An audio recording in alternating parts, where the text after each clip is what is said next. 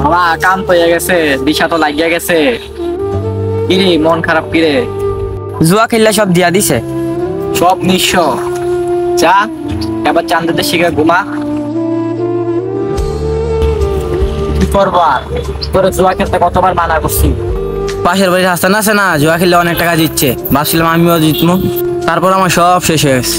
পাশের বাড়ি হাসান খেলছে, ও জিতছে, ও পাইছে, তাই বইলা কি তুইও খেলবি? ও খেলছে, ও জিতছে, আমি খেলতেইব, আমি পাইতেইব, এমন কোনো কথা আছে? এ আশাই নাকি? তাহলে আজকে সবাই খেলতো, আজকে সবাই কোটিপতি থাকতো। হাসান খেলছে, হাসান পাইছে, এখন কি তোর পাইতেইব?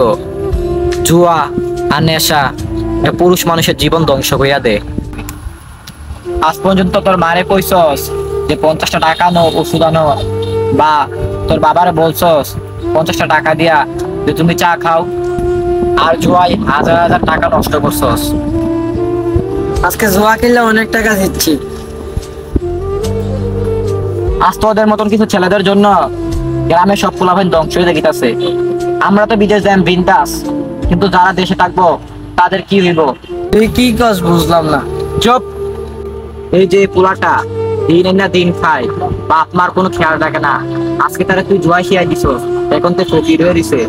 তোদের মতন পোলাপান এইভাবে দৈরা হারবানের দরকার। বেয়াদব, তোদের মতো পোলাপানের জন্য এলাকাটা ধ্বংস হয়ে দেখিতেছে। যা আমার চোখের সামনে থেকে যা। আজকে তোরা কয়ে দিলাম, আজকে পর থেকে যদি তার লগে চলস বা জুয়া খেলস, তোরা মার দিমু। যা আমার সামনে আর কোনো সময় আসবি না।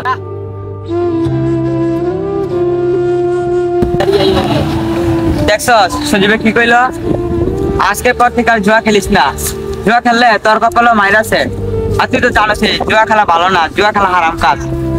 আরে হাসানে খেলছিল তাই একটু আমি খেলছিলাম, জুয়াটাও ভালো খেলবো না ভাই। আচ্ছা মনে থাকে যেন কথাটা, আর জুয়াটাও খেলিস না। আচ্ছা ঠিক আছে। এভাবে শেষ হয়ে যায় হাজারো পরিবার। আপনাদের কাছে অনুরোধ, এসবে কোনো সময় যাবেন না।